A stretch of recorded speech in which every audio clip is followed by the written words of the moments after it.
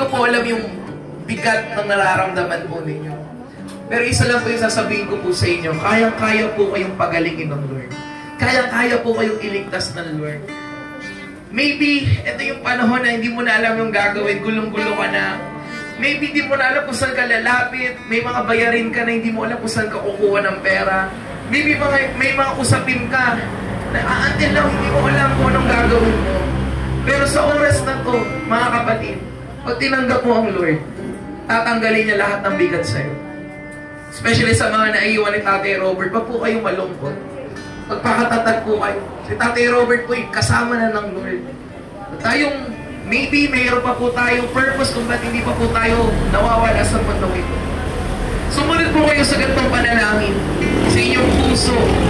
Sabihin niyo po, Panginoong Jesus, sa oras na ito, ako po'y lumalapit, humihingi ng tawad, at